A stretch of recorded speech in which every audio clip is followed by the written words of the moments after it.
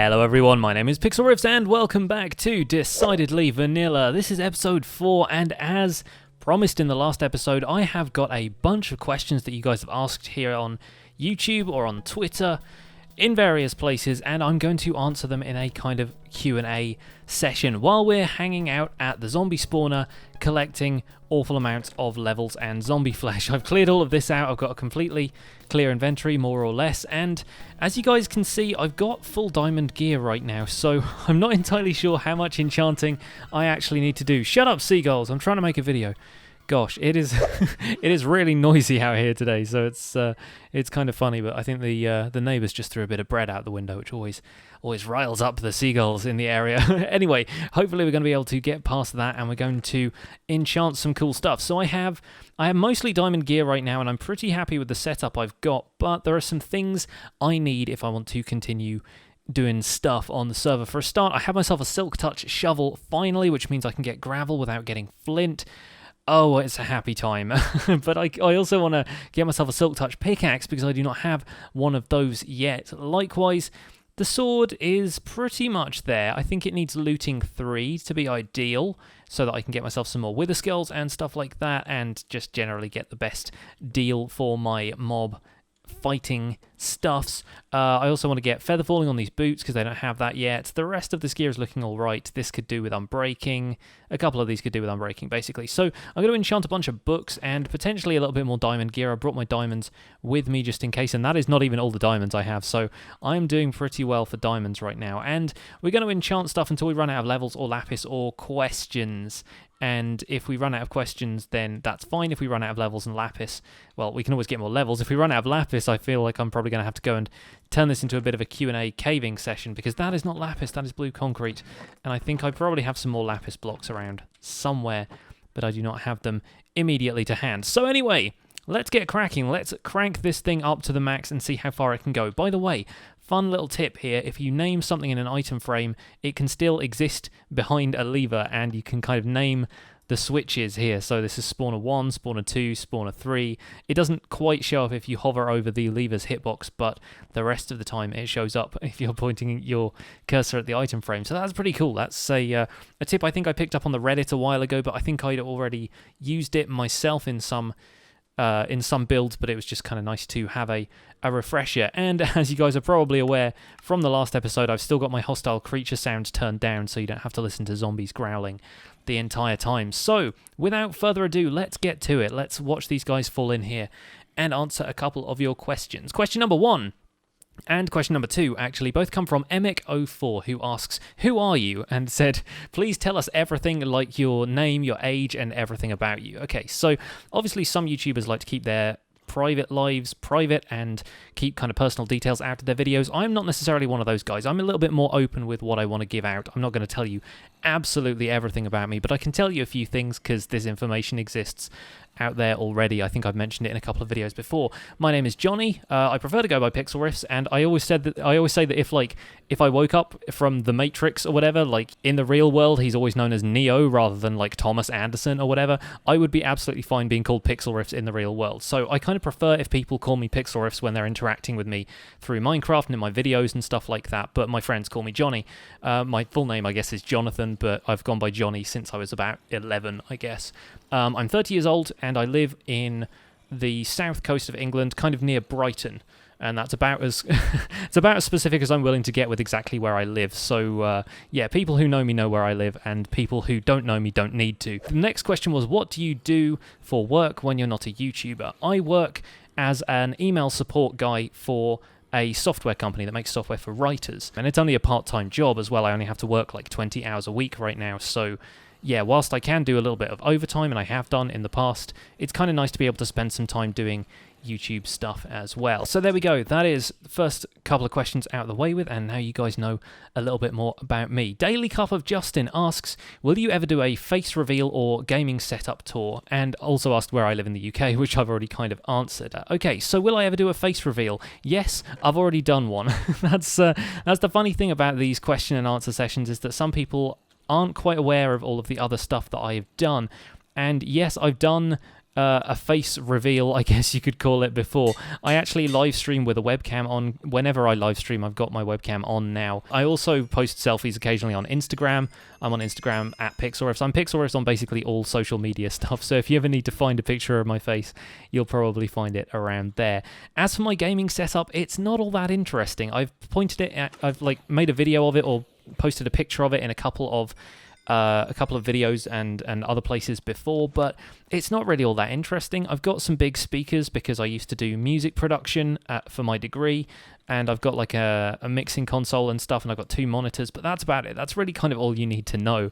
None of my gaming equipment is particularly professional or very exciting compared to like the YouTube guys who do the stuff full time. So yeah, I don't really think it's going to be that interesting. If I ever upgrade any of my gear, if I ever get like my ideal gaming setup sorted, then yes, I will make a gaming setup tour, but I will probably not do that right now for the main reason that it's a bit boring and it hasn't changed for a little while. Haphazardous Waste asked, how many other members of the Decidedly Vanilla or Hermitcraft servers have I met in real life? Now this question I find quite interesting because generally speaking, I've not had the opportunity to meet a great many people from the Minecraft community online, but when Minecon was held in London a couple of years back, we did actually have a Decidedly Vanilla meetup outside of Minecon. I didn't actually attend Minecon, like I didn't have a ticket or anything, but a couple of the other people from Decidedly Vanilla did. Paige of Maces was speaking on a panel as part of the Godiva Gaming group. Oviraptor was on a panel as well, and he's like won contests at Minecon before. He's won like their build contest a couple of years back, so yeah, he was on a panel as well with a bunch of people. So me and Kane83 and Clandlewood all turned up to a park near the convention centre where Minecon was being held, and we met Oviraptor, we met Paige, and we met a couple of other people from the Minecraft community there. I have never met any of the Hermits before in real life, although obviously I've spoken to a couple of them in person, but I've not met any of them at all, and I would absolutely love to attend stuff like Minecon and other gaming conventions in future so I could meet more people from this community, because that would be really awesome to actually meet some of these people in person whose faces and whose voices you've been hearing and seeing for however long right now. Rex Assassin asks, what are my favourite TV shows? Ask for a top 3. Okay, so I don't really watch a great deal of TV. Most of the stuff I watch tends to be online these days, but if I had to pick 3, I'll pick 2 that are like my favourite TV shows from the recent past, and then I'll pick one that I'm watching right now. So I think the first one is probably going to be Spaced, which is a 2-season comedy thing from the UK. Simon Pegg was in it, Jessica Hines, she is now, was in it, and Edgar Wright, who directed like Shaun of the Dead and Hot Fuzz and Baby Driver, was the director at the time, and it's an amazing 2 seasons of comedy. It's really, really funny. I love the show. It's really surreal. They go on these sort of bizarre adventures, but the premise is they're just like 2 flatmates living in London. And yeah, it's great fun. It's a really, really funny series, and has got me through some kind of tough times in my life. It was there for me when I needed a laugh, basically. So I like Spaced a great deal. Another show that I would absolutely recommend to anyone who has not seen it is Firefly. I absolutely love that show. It's got dramatic moments, it's got funny moments, it's got like a sci-fi western theme, which is some of the coolest stuff I've ever seen on television. And it's also a show that me and my wife bonded over when we first started talking, because we met online and we couldn't really go and visit each other for a little while, even though we met each other quite quickly. So the first sort of thing we did was establish some common ground, establish some TV shows that we both liked, and I started out reading her blog, and one of the first things that was mentioned on there was like I think just like an animated GIF from Firefly. And yes, I say GIF, I'm sorry, sometimes I say the other one, it's fine. But there's like an animated GIF on there from Firefly, and immediately I knew that we had that in common, and we got to talk a lot about that in the early days of our relationship, which is fun. And I've watched that show countless times now, and it just doesn't get old. It's super fun. And now, finally, the series that we're currently watching is Unbreakable Kimmy Schmidt on Netflix, and I'm a little bit late to the party here. It's in its 3rd season now, and I freaking love that show. It's just so fun. There's such a sort of innocence to Kimmy's character, and there's a really awesome kind of vibe to the whole thing. They've absolutely been killing it in season 3. Wow, okay, we got more than Sharpness 3 on that book. That's awesome. But yeah, Unbreakable Kimmy Schmidt is really, really fun. It's a great show, and Tina Fey is definitely one of the funniest people writing in in the world right now. So thoroughly recommend that show if you haven't seen it already. Jedi Joe asked, what is my top 5 favourite movies or movie series? Now, this is a slightly more difficult one. I'd have to say my favourite movie of all time is probably The Usual Suspects, and for those of you guys who are younger, you might not want to look that one up because it's a crime movie. It's definitely like 18 or R-rated. There's guns, there's violence, swearing, all kinds of stuff. Like, maybe not for you. Second one, Monsters, Inc. is probably my second favourite movie. So that one, a little bit more family friendly, a little bit more open to all ages. I freaking love the concept of that movie, and everything about it just always makes me laugh. And Billy Crystal and John Goodman are fantastic in it. So yes, those two in particular. I really like Hot Fuzz and Shaun of the Dead. I like Edgar Wright's movies a whole bunch, which is probably still why Spaced is one of my favourite shows. And yeah, let me try and find a fifth one. Hang on, I'll go and look at my shelves and I'll see if I can come up with a fifth movie. Star Wars, there we go, easily solved. Right, Star Wars, definitely one of my favourite series of all time, and I'm really, really enjoying what they're doing with the new films. I absolutely loved Episode 7. I have it on Blu-ray and I've watched it a whole bunch of times. Rogue One, the same. We haven't watched Rogue One nearly as much as we've watched Episode 7, but yeah, The Force Awakens definitely lived up to the hype in my opinion. So yeah, looking forward to seeing where that goes. Last Jedi is coming out later this year. I can't wait. So yeah, we'll see how all of this goes. Diamond Pickaxe, come through. Silk Touch. Oh yes. Yes. All right. Okay, that's that solved then. Fantastic. Oh, so good. And the next book is like Bane of Arthropods, because I feel like getting a kick in the teeth every time anyone hands me a present. All right, that's Silk Touch taken care of. Okay, and hopefully we can get some efficiency books on the go, so we can get efficiency 5, and then when we've got a beacon, we can do some speed mining. Gonna be super good. Anyway, back to the grind. Lena Bookworm asked a bunch of awesome questions on Twitter, 3 of which I will answer now and 1 of which I will get to later. She asked, what is your favourite tea? Well, for definite English breakfast, because that's what I drink all the time. And favourite brand of English breakfast tea? Probably Yorkshire tea. That's what I drink the most. Also asked who my favourite non-gaming YouTuber is. My wife and I absolutely love Rhett and Link's morning show, Good Mythical Morning. We watch it every day. It is, as they say, part of our daily routine. And I can't imagine life without it right now. It's a really, really good show. Last question from Lena for the moment. What other languages can I speak? Basically none, and I would argue that I don't speak English all that well. But yeah, I learned a little bit of French and a little bit of German in school, and I did that until I was maybe 13 or 14.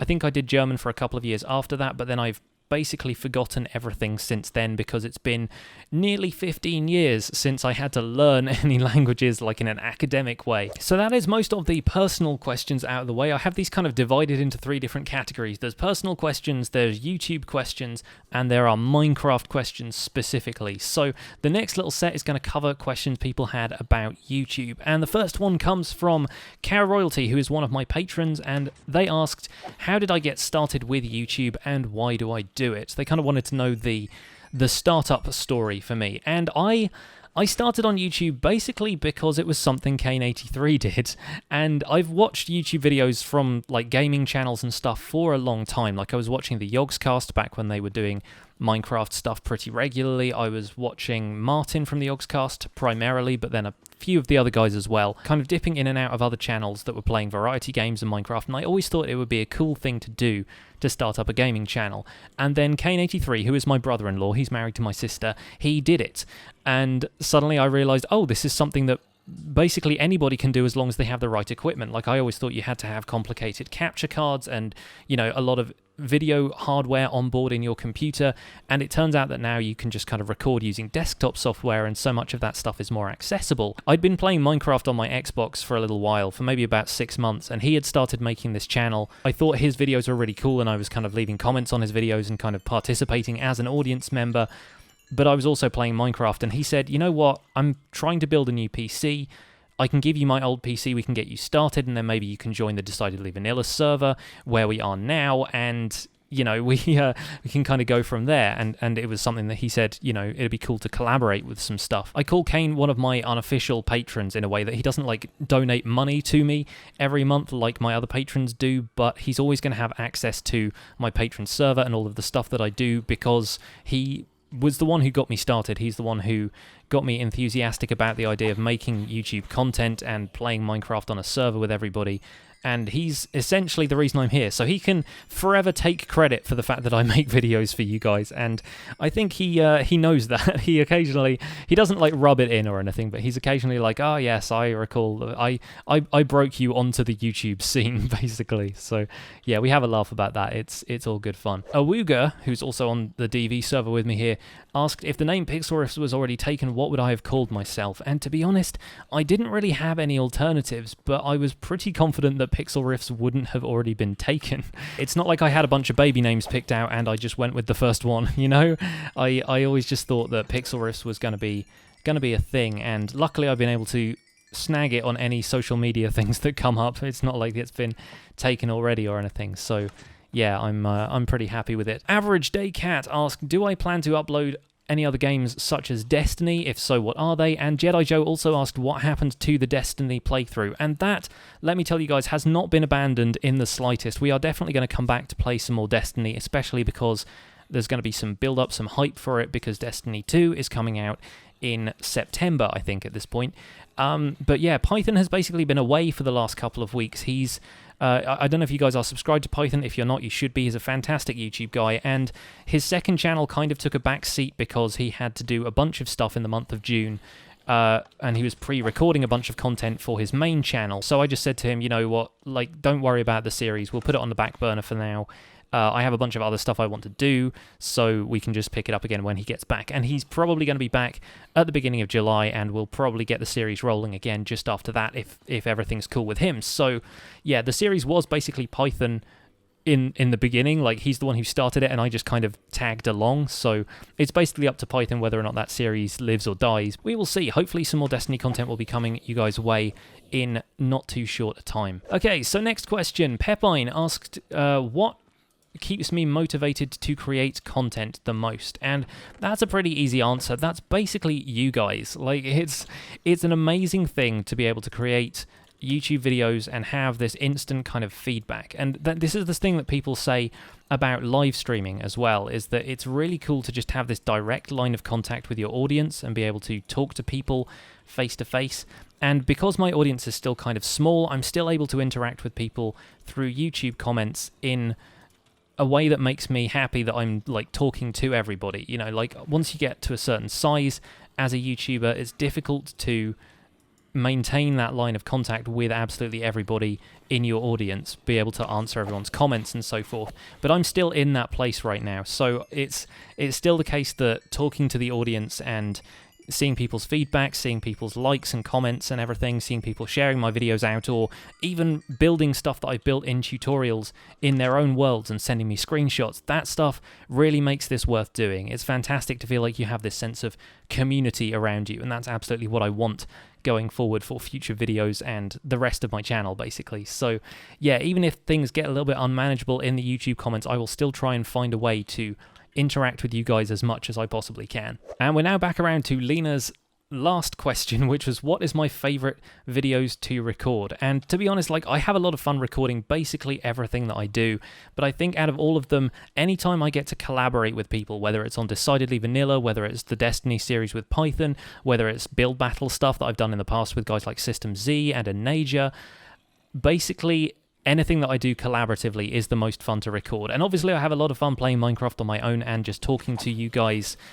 on here, but I absolutely love collaborating. I think collaboration, bringing people from across the world together to play video games, is some of the most amazing stuff. It's like, it's a miracle of the modern age, in my opinion. I'm always amazed that stuff like this can happen, and so yeah, those are always my favorite types of videos to record. Even though I have a great time playing all of the games that I play on my channel, collaborative stuff is always going to be basically the most fun I can have in any gaming experience. Knight's Path asked, how were my experiences leading up to where I am now in my YouTube career, and how did I work up to where I am now? Now, this is kind of a weird thing because I still don't necessarily think of myself as having a YouTube career, in massive air quotes. Like, it still feels like a really strange thing to say. I've always had a fantastic experience of YouTube, and obviously when you start a channel, unless you have some kind of crazy business plan and you know what your niche is and you know how to make the best possible content right out of the bat, which is nearly impossible to have as a start.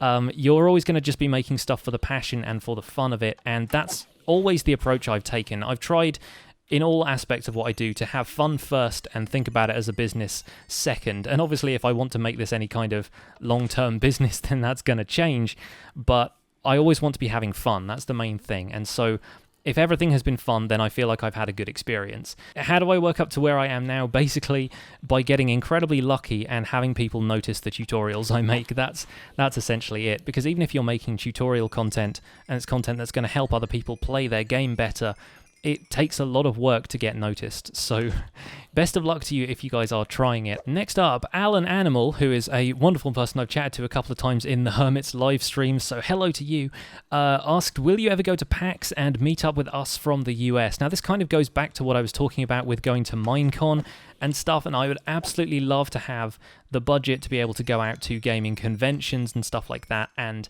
meet up with people. Obviously, I live in the UK. It costs so much money to travel out to the US if you live somewhere like the UK, but I really hope to in future. And in fact, you guys can help me with this if you're the kind of people who can donate to me on Patreon, because one of my kind of stretch goals, I guess, one of the milestones that I've set on there is that once I start making a certain amount of money, I might be able to set aside a bunch of that money to go towards like a convention budget, basically. So if there's a chance for me to go to Minecon, or if there's a chance for me to go to PAX or anything where I might be able to meet up with a large portion of my community, then that's something I want to be able to do, because it would be fantastic to meet some of you in person and, you know, just have like a little meetup somewhere.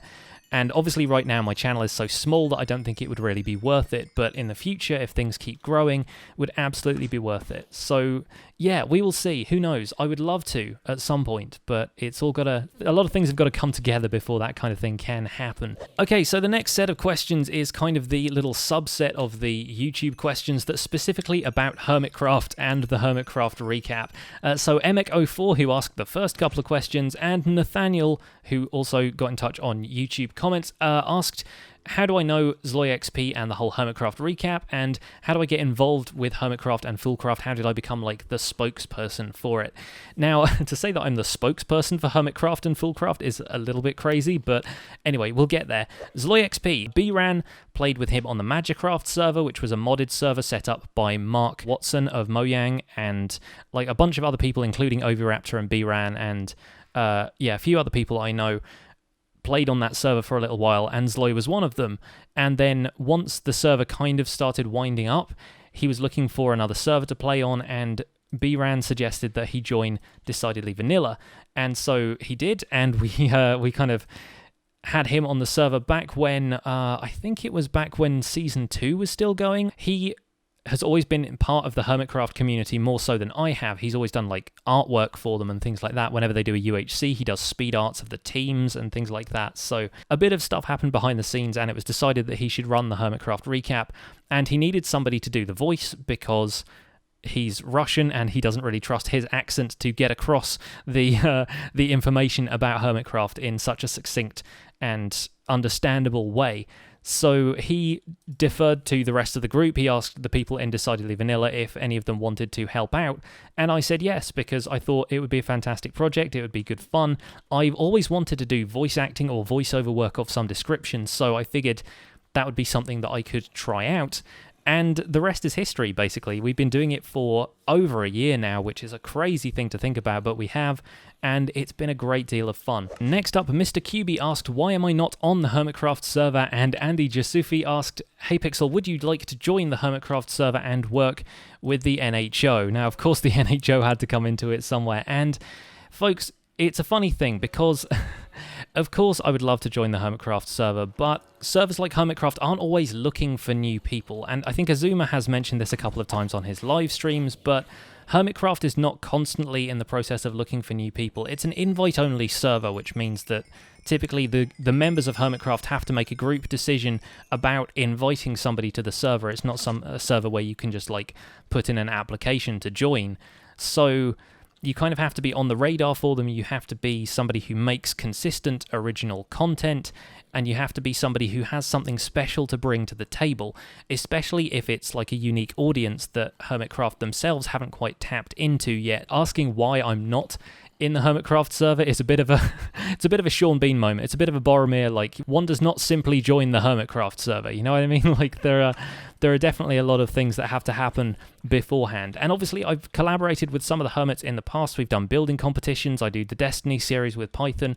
So it's fantastic to know some of those guys and to kind of be a part of that community. But I'm not ever expecting to be invited to Hermitcraft or something like that. I'm really happy just to make the videos that I make and keep building my own community here on my channel. So now we move on to the Minecraft specific portion of the video where I answer some of the questions that are a little bit more Minecraft specific. So Cody McAwesome, who has been around for a while and used to watch me stream Stardew Valley, so I recognize your name, hello, asked if I could make any graphical changes to Minecraft like a texture pack, what would they be? Part of the fun for me is essentially like knowing that my builds look as good to everybody else as they do to me. You know what I mean? Like, using the default texture pack means that everyone's, like, the builds are going to look the same to basically everybody else unless they're using a texture pack, in which case it's on them. But yeah, I feel like the only changes I would really make are tiny cosmetic things, like I prefer the brick texture, like the red brick texture from Quark, because it has some variation in it. But for the most part, I'm pretty happy with vanilla. I don't like making changes to it all that much. It feels like I'm, I don't know, it feels like I'm not going to have builds that look quite the same to me as they look to everybody else, and that's really what I strive for as a builder. MC Origami asked a really specific question, which was, do you think there should be an extra slot for ELYTRA so you don't have to choose between that and a chest plate, and why? And I can definitely see the point of this, because obviously you want to be able to fly, but you want to be fully protected. You don't like to have to switch out your wings and your chest plate all of the time. But to be honest, I can see why they've done it. I can see why, you know, that you get the benefit of having ELYTRA, but you don't get the protection of having a chest plate. It adds a little bit of risk to them. It adds a little something that means you're not just going to be using it all the time. You know what I mean? Did I just... Oh dear. I've just broken my zombie spawner. Okay, folks, let's try and rectify this very quickly, shall we? Anyway, yeah, as I was saying, I think it's a good way to balance things, of not being able to instantly fly around and have all the protection in the world, because then, especially for PvP stuff, anybody with ELYTRA could basically be invulnerable and then just be able to fly away. It would not be the best time, so there's a bit of risk-reward involved with using ELYTRA. DuckyBoy888 asked, what process do I go through to get new ideas for build designs? And Pepine also asked where I get the inspiration for builds, specifically the one-chunk builds. And obviously this is a great question, and generally speaking, I get my inspiration from anything and everything. Like, if I see anything that I think, wow, that looks cool now, a second thought that goes through my head is, I wonder what that would look like in Minecraft. So whenever my wife shows me some cool interior design stuff she's been looking at, I go, yeah, that's the same color as, you know, cyan stained clay or whatever. Like, that wall over there looks like it's made of dark prismarine, and so I end up looking at stuff like that and thinking, how would that look in Minecraft? How would I achieve that with the materials that are in Minecraft? Basically, I've played this game often enough that it's become second nature to me to look at stuff and think how I would recreate it in a Minecraft environment. And I can almost feel my wife rolling her eyes at that statement, but it's the case. That's just how my brain operates now, is like, on an aesthetic level, how would I recreate that kind of thing? And we have a couple of feather falling books now, which I will probably end up combining if we don't get feather falling 4 out of this enchantment station soon. But we have basically come to the end of the questions. The last question I have on the list is one that was asked from my longtime server mate and good friend Page of Maces, who asked, what's the best find I've made on each world? And presumably that's each of the worlds that we've had the Decidedly Vanilla server on in the recent past. And now, the first time I joined the server, the first time the world had been created in an earlier version of Minecraft, and once it updated to 1.8, there were a bunch of weird chunk border errors and stuff where the terrain generation had changed suddenly after chunks had been generated, and so I made my base on a plains biome that was bordering an extreme hills, and there was this massive sheer cliff wall that was completely flat, and it had a dungeon sticking out of the side of it. It had a zombie spawner right there in the wall, and so I decided to make that my base. And that is still one of the coolest things I've ever found, even though it was not necessarily something that could happen in a Minecraft server now. that is definitely one of the cooler things I've found. On this server, it's probably this, to be honest. It's probably 3 zombie spawners in an area where I could set up a triple zombie spawner, because this thing is the coolest. I'm having a great time getting so much XP from this. And it's basically been spawners. That seems to be the things that I am proudest of finding are spawners and things that I can do something a little bit more technical with, because I'm a builder, and so when I play Minecraft I tend to think less about cool stuff that I'm finding and more about where I can create cool stuff. And so whenever I find an area that inspires me, that's obviously the best. But when it comes to stuff that's just really cool, like the stuff that I look for when I'm exploring Minecraft has got to be stuff like dungeons. It's got to be really interesting configurations and dungeons, or caves and stuff. And Paige and I have been on a couple of neat caving expeditions and have found some really cool caves in the past, but whenever I can find a spawner, that's when it really feels like I've found something special. So that's pretty much what I've got for that question. I think spawners are always some of the coolest things to find in Minecraft, because you can just turn them into something like this, the gift that always keeps giving, basically. And with an inventory of enchanted books and some pretty rad tools, I think that is probably going to be it, folks. I've run out of questions from you guys, but of course, I will be there in the comments to answer any more questions you guys have, so feel free to drop them in here. We might do another Q&A video at some point in future, but in the meantime, I hope you've enjoyed this episode and a little bit of AFK, well, kind of AFK, a little bit of a Q&A session at the zombie spawner. Thank you so much for watching Decidedly Vanilla. My name has been Pixlriffs. Leave a like on this episode if you enjoyed it, subscribe to my channel if you want to see more, and ask as many questions as you like in the comments. I'll be happy to answer them. I'll see you guys soon. Take care. Bye for now.